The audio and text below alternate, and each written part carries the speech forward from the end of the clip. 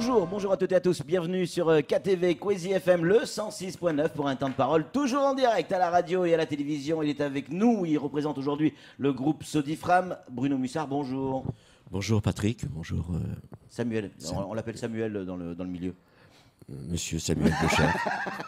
Ravi de vous recevoir, Bruno, cette dernière matinale de l'année. Je le disais tout à l'heure et je le pensais sincèrement. On aime recevoir dans la dernière matinale les gens qu'on aime bien et vous en faites partie. Donc, on vous a sollicité.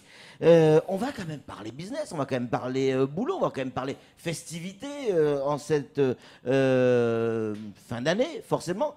Comment ça se passe, le groupe Sodifram? Et on va commencer notamment avec le Baobab, ce dernier magasin flambant neuf qu'on a pu aller visiter. Est-ce qu'il est à la hauteur de ce que les gens attendaient et de ce que j'allais dire, ceux qui ont financé ce magasin, à la hauteur des espérances?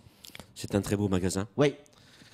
C'est un projet qui a duré de nombreuses années. D'ailleurs, il est arrivé, je sais, je suis très vieux, je suis un peu le dinosaure de la Sodifram, en tout cas à Mayotte. Ouais. Le projet a commencé avant mon arrivée, en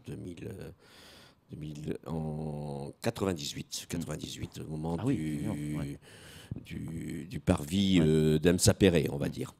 Donc ce projet a été très long, il a subi différents problèmes, en tout cas de la vie de Mayotte. Et c'est vrai qu'il était temps qu'il ouvre. C'est un magasin humain. Ce n'est pas un hyper, on l'appelle l'hyper parce qu'on est à Mayotte, mais c'est un magasin humain avec des allées qui restent très larges pour pouvoir faire ses courses, mais qui sont aussi on le voit sur les pas images, pas trop larges pour pouvoir ne pas être froid. À part, c'est vrai, ce domaine du frais qui est impressionnant. C'est vrai, hein. Mais pas suffisamment rapprocher les rayons pour que les gens se sentent bien, qu'ils fassent leurs courses comme dans un supermarché, parce que c'est un gros supermarché. Et ce que la Sodifram a toujours évolué selon le temps de Mayotte, ce magasin aurait pu arriver quelques années plus tôt. Mais on ne va pas rappeler de l'historique difficile que tout le monde nous avons eu. Est-ce que l'affluence est au rendez-vous, Bruno? L'affluence est là parce que c'est quelque chose de nouveau. C'est surtout quelque chose qui est un produit qui arrive en dessous Mamoudzou. Donc toute la population du sud et de Mamoudzou peuvent faire la course sans subir à traverser la ville. Parce que nos concurrents avaient déjà le même type de magasin et qui savaient faire bien. Vous faites allusion à Jumbo qui est effectivement au nord de Mamoudzou. Exactement. Donc c'était un équilibre. Mais il n'est pas là pour court-circuiter les magasins de proximité. Nos magasins Sodicash et supermarchés, il y en a un ou deux un peu en difficulté. C'est sûr qu'à Mamoudzou, c'est un peu plus difficile. Bien sûr. En tout cas, les brousses sont vraiment là pour servir les gens au quotidien. Mais la sortie exceptionnelle, la sortie fin de semaine, la sortie mois, ce magasin est adapté pour des achats divers. Est-ce que vous ne faites pas concurrence à vous-même avec ce nouveau magasin? Je pense notamment à certaines enseignes, Super K, qui sont au cœur de Mamoudzou, quoi. Je t'ai emmené dessus, d'ailleurs, en te disant certains de nos magasins de Mamoudzou peuvent s'offrir. Je dirais que Super K est un magasin tout à fait atypique de Mayotte où les gens s'y sentent bien. Mais les gens aussi ont des habitudes à Mayotte. Pendant des années, j'ai été surpris de la rue du Commerce. S'arrêter pour faire les courses à la rue du Commerce pour partir dans le sud, c'est presque une folie en soi. Mais les gens ont leurs habitudes, et tant mieux, parce que les commerces de rue du Commerce, et on a 2 petits magasins en rue du Commerce, doivent continuer à fonctionner. C'est vrai qu'ils ont bien sûr, il a grignoté quelque part de marché d'un mariage ou d'un supercar. Quelques produits peut-être au vallon, mais aussi à l'effet de nouveautés. Mais il va trouver sa place et les autres magasins vont avoir leur place. À eux aussi, ce magasin-là permet aussi à l'ensemble du groupe à aller vers la qualité de service. Pas la qualité de cherté, mais la qualité de service. Je rappelle que les prix sont identiques à l'ensemble de la Sodifram. En tout cas, dans tous les supermarchés, et Baobab, ils sont identiques. Mais c'est par rapport à une qualité de service. C'est vrai que là, il y a les moyens de faire les choses bien, surtout dans les rayons traditionnels. Là, je suis fier que tu mets cette photo derrière moi. Pour ceux qui nous écoutent à la radio, il s'agit d'un rayon de fromage et de charcuterie juste après. Et juste après, c'est la boucherie. Hein. Oui, c'est vraiment mon domaine. Ah oui, c'est clair. D'ailleurs, je me pique un petit peu toutes les veines en ce moment quand je vais dans mes rayons pour préparer les fêtes. Donc, mais aussi, ça oblige la Sodifra, mais oblige nos acteurs, nos personnels, d'aller vers un meilleur service, vers une meilleure qualité professionnelle. Il y a eu des formations complémentaires sur vos personnes pour le service, justement. Pas que Sodifra, mais c'est vrai que la notion de service à Mayotte, c'est pas la même qu'en métropole ou qu'ailleurs, que même chez nos voisins, que ce soit à Madagascar ou même à Maurice. La notion de service, c'est pas tout à fait la même chose. Alors, je ne fais pas de la lèche à mon personnel, ils me connaissent avec mon caractère entier. Oui, vous pouvez le dire autrement, votre caractère à la con. Ça peut être. Mais en tout cas, pour le travail, voilà. Et je suis très fier d'eux. Je suis très fier d'eux et depuis de nombreuses années. D'ailleurs, j'ai commencé à la Sodifram en 2000-2001. Donc ça remonte, hein, Patrick. J'ai participé à la formation de tous les rayons trad depuis l'époque. J'ai toujours été surpris que la population locale et régionale avait une dextérité des doigts et du savoir-faire très rapide. En boucherie, pour faire un roast beef à la ficelle arrêtée, c'est un exemple. Il faut que l'apprenti mette 1 an, 2 ans en métropole. Au bout de 3 ans, il commence à être suffisamment actif avec des ficelles un peu comme un défilé d'armée. En moins de 6 mois, mes gens à Mayotte savent faire que de la ficelle à l'arrêté. Donc c'est vraiment, c'est un petit exemple, mais pour la boucherie, ça veut tout dire, s'il y a des professionnels qui m'écoutent. C'est un petit exemple que si on s'en occupe, si on les amène au travail, qu'on les amène à la formation, ça se fait. Il faut savoir que pour le baobab, dans les premiers 6 mois, malgré toutes les difficultés que nous avons tous connues dans les premiers 6 mois, le blocage de route, etc., nous avions fait 2 grosses sessions d'une dizaine de personnes de formation, chef de rayon, et surtout pour moi, de personnel du frais.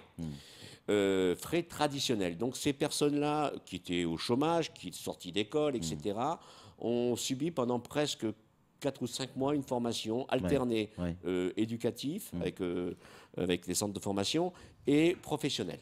Ces gens-là, au lieu de faire des bouchers, parce qu'on n'a pas le temps, puis on n'a pas une gamme suffisante, au lieu d'en faire un crémier, on n'a pas non plus...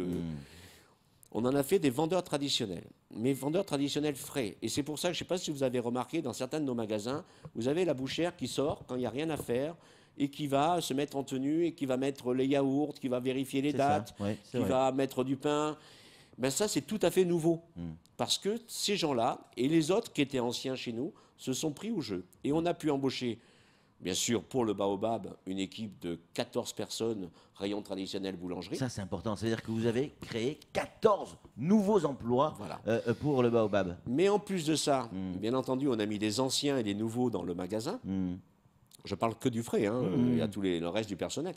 Mais on a fait un mixte et les autres nouveaux ont été dans les magasins pour remplacer les anciens. Pas parce qu'il y a le baobab que je dois fermer au ballon, bien au contraire. Bien sûr. Mais dans la même élan d'ambition, en tout cas de confiance en Mayotte. Et avec l'arrivée des 35 heures, nous avons embauché sur les rayons traditionnels une personne à temps complet par semaine supplémentaire. C'est énorme. C'est énorme, parce qu'il y avait déjà 4 magasins. Mais... en réalité, c'est 2 personnes pour 2 magasins. Un qui remplace les vacances et un qui remplace... une demi-semaine dans chaque magasin pour les remplaces du dimanche et pour préparer. Voilà. Bruno, au total, pour quasiment finir avec Baobab, c'est combien de personnes qui travaillent et combien d'emplois au total créés pour le Baobab? Je n'ai pas le chiffre. Bien dans le micro. J'ai pas le chiffre exact mais c'est près d'une 80-90 personnes. Ah oui, quand même. C'est donc 90 familles, quelque part, parce qu'on le sait, un salaire, c'est une famille, 90 personnes... Plus qu'une famille à Mayotte. Ouais, c'est clair. Clair. Juste pour terminer avec l'affaire du Baobab, entre guillemets l'affaire, vous dites souvent, et on le dit, on vous écoute, Baobab. Or, dessus, c'est écrit Intermarché. Est-ce que c'est un Intermarché? Non. Alors, d'ailleurs, vous avez retrouvé tous vos produits d'où nous sommes leaders. Tous nos produits d'où nous sommes pas chers. Bien que la vie à Mayotte est toujours chère, mais la vie, on le voit par les gilets jaunes en métropole, elle est chère, hélas, partout, pour la population en général. c'est un partenariat avec Intermarché. Nous ne sommes pas adhérents, parce que l'Intermarché, comme les Super U, fonctionne par adhérents. Ouais.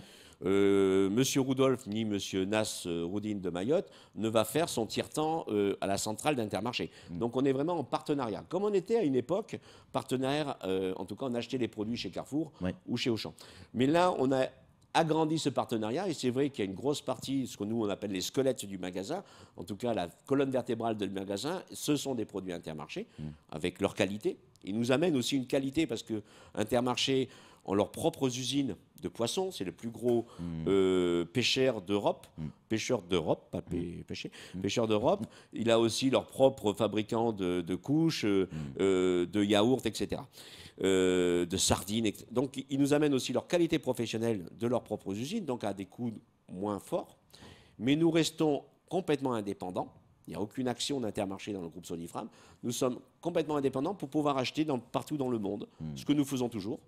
Et souvent, on s'est retrouvé un peu en concurrence avec Intermarché parce qu'on achetait dans les usines que fonctionnaient, quoi, quelque part. Donc, voilà. Bien sûr. Quand on voit ce parking souterrain, quand on voit également je sais pas si on dit un tapis roulant, c'est pas l'escalator, mais un tapis roulant, quand on voit ces ascenseurs, etc., on a le sentiment, avec, et Samuel y est allé il n'y a pas si longtemps que ça pour vérifier tout ça, on a le sentiment... J'y vais tous les jours quasiment, en plus c'est vrai. Hein. Qu'on a franchi une étape dans la modernité. Ah oui, oui. Clairement. Oui, oui, clairement. Ouais. C'est même devenu une attraction, hein, du reste.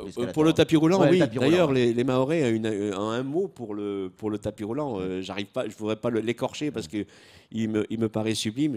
Faudrait que vous le repreniez en chœur à un moment donné, mais ils ont un mot pour le tapis roulant, et c'est vrai, c'est une attraction. Au départ, il a fallu mettre des personnes pour tenir la main, parce qu'ils ne savaient pas. C'est normal, il n'y en a pas eu à Mayotte, c'est comme le premier ascenseur. Bon, quand vous dites je ne devrais pas parler les d'ascenseur. habitants de Mayotte, peu importe. Voilà, oui, peu importe, les régionaux sont en charge du terme, il y a des métropolitains qui n'ont jamais monté en métropole, ceux-là aussi avaient les mêmes difficultés avec le tapis roulant. Mais voilà, il a fallu les aider. Bruno, donnez-nous une idée. Allez, imaginons, j'habite Mayotte, je suis de religion musulmane, je veux fêter la Saint-Sylvestre, en tout cas c'est le dernier jour de l'année. Qu'est-ce que vous me proposez? À quoi peut ressembler mon réveillon? Attention, je suis habitant de Mayotte, j'aime l'île et j'ai ma tradition culturelle et religieuse. Oui. Alors, qu'est-ce que vous me proposez? Nos magasins sont... bien entendu apolitique, nous sommes des commerçants, nous ne devons pas faire de politique dans nos magasins, nous devons essayer de trouver les moyens de les vendre nos produits au meilleur prix, et puis qu'on puisse vivre aussi, parce que bien entendu cet investissement a coûté beaucoup, et il a fallu de nombreuses années, et certainement encore beaucoup d'années pour pouvoir trouver. Je dirais le parking est super avec tout ce qu'il faut bien, mais c'est vrai qu'un parking aérien comme Jumbo, c'est quand même pour un commerçant mieux et plus facile. Ah oui, bien sûr. Bien sûr. Et donc je dirais oui. Et tu vas parler de Saint-Sylvestre, moi je dirais des fêtes de fin d'année. C'est ça, on est d'accord. Parce que Noël, hormis le fait religieux, Noël est aussi fêté par notre bien sûr, de plus en plus. Allez, donnez-nous un menu rapidement. Là, je veux faire cette fête de fin d'année, un grand repas. J'achète quoi chez vous? Donc de toute confession, nous avons bien entendu notre fabrication foie gras, qui reste encore un leader incontournable. Nous avons fait beaucoup d'efforts dans le frais au niveau des achats. On a été un peu surpris par les gilets jaunes, donc on a beaucoup de produits manquants. Nous n'en voulions pas. Je dirais que, allez, une volaille, si on a une grosse famille. Un chapon. Un chapon, par exemple. Semi-désossé d'un bourillon traditionnel, farci. On a de la farce sans porc, avec des champignons des forêts, avec des marrons, avec des pommes, avec des raisins de Corinthe, etc. Mais un chapon à 8-9 euros le kilo, de 3 kilos, ça vous nourrit quand même une famille de 14 personnes. Mais oui, bien sûr. Donc, il y a le chapon, mais vous pouvez aller sur du... Il y a de l'agneau aussi. Un bon navarin d'agneau au pruneau, bon, par exemple. ça va. Bon, ça y est, on arrête, parce qu'on va pas te dire... Et il y a les bûches qui sont pas chères. Ah oui, ça j'en ai acheté une il y a pas longtemps. Les bûches qui sont vraiment excellentes. Et j'ai même vu des huîtres chez vous. Alors, les huîtres... Mais ça, c'est de fin d'année, il y a des huîtres, normalement. Un peu cher, Bruno. Non. Si, un peu cher, les huîtres. Alors, je vais... Non, c'est pas normal. C'est du produit frais. C'est pas grave, trop cher. Oui, mais le pire, c'est l'avion. Samuel, l'avion, Seigneur Marie-Joseph. C'est quand qu'on peut diminuer ces lourdeurs d'avion. D'ailleurs, on travaille de plus en plus avec la Réunion. On a des fruits et légumes maintenant qui vont arriver. Quand arriver, il y a eu les problèmes des gilets jaunes, fruits et légumes et des approvisionnements frais. Pour les huîtres, ils sont au ras des pâquerettes. Vraiment. Produit d'appel. C'est-à-dire que le prix qu'on paye, c'est quasiment prix coûtant. Pratiquement le prix coûtant. Mais le but, c'est pas de faire de l'argent sur les huîtres, c'est de faire plaisir aux gens. Et bien avant Mussard, bien avant Sodifram, un Jean-Claude Martret de la Sodiam qui a créé, faisait venir des huîtres, mais qui passaient par l'Afrique, les Comores, et qui arrivaient dans des conditions très difficiles. Oui, les gueules des huîtres. Samuel Bocher, le rédacteur en chef de France Maillot de Matin, a la dernière question pour vous. Un grand boucher lui aussi, Jean-Claude Martret, d'ailleurs, au passage. Oui, peut-être pour ça qu'on s'entend bien d'ailleurs. En attendant, moi je me souviens de novembre 2003, si je ne m'abuse, c'était l'inauguration et l'ouverture de Super Discount, Hyper Discount. Tout à fait. On a eu Shopee, des Hauts-Vallons. Là aujourd'hui, on a le Baobab. Encore une fois, Sodifram investi pour Mayotte. Ça a souligné. Mais est-ce qu'on peut imaginer un jour que l'on retrouve une grande surface, type supermarché, dans le sud? Tout à fait. Nous avons déjà des terrains. Déjà, depuis de nombreuses années, il y a eu cette recherche d'aller vers Bouéni, d'aller à Combagny, d'aller à Dzoumonier, par exemple. Voilà. Après, il y a eu la crise de Mayotte, la crise aussi, parce que c'est une entreprise indépendante qui investit sur Mayotte en permanence. Il n'y a pas de surcentrale, de surchose, de paiement à des monstres comme Carrefour ou Auchan, voilà. Donc tout reste ici, mais c'est une entreprise indépendante, donc elle avance petit à petit. Mais vous avez raison, tu as raison, Samuel. Oui, on aimerait, mais nous, on va continuer sur du domaine du 400 mètres à 800 mètres. On n'ira pas ni plus petit pour pas toucher l'économie locale, c'est-à-dire on ne va pas sur du Douka, sur de l'épicerie locale. On va sur des services, soit de supermarché, et du sodicage adapté pour servir les commerçants. Dernière question, très rapidement. Répondez très rapidement, Bruno, parce qu'on est très en retard. Goodies, c'est fermé depuis déjà pas mal de temps. Est-ce que, oui ou non, en 2019, ça va rouvrir? Goodies, non. Parce que c'était la marque Goodies, en tout cas. La marque Goodies, non, parce que c'était une franchise. À la crise, on a été obligé de l'arrêter. Déjà, c'était pas tout à fait adapté au système mahorais. On fait des erreurs. Donc il y a autre chose qui va ouvrir. Tout à fait, il va rouvrir. Ça va être un super plaisir alimentaire, parce que on ne parle que d'alimentaire avec moi, tu le sais bien. Donc ça va être un petit plaisir alimentaire, beaucoup plus rapide, plus fonctionnel, et on pourra... Mais on est toujours dans la restauration rapide. Tout à fait, avec un cadre qui permet de se détendre, de manger même en une demi-heure ou en 1 heure ou en 1 heure et demie. On est toujours dans le principe du hamburger ou pas? Pas tout à fait, il y a un mélange de genres. C'est une marque ou pas? C'est la surprise. Ça sera la nôtre. Vous avez bien raison. Merci beaucoup, Bruno. Vous avez également amené un sac, parce qu'on est transparent sur Queasy, avec plein de produits pour cette fête de fin d'année. On en a convenu ensemble. On va l'offrir aux plus nécessiteux, bien évidemment. Merci beaucoup, Bruno, d'être venu sur ce plateau. C'est tout pour ce temps de parole. Tout de suite, la suite de nos programmes. On est à la bourre.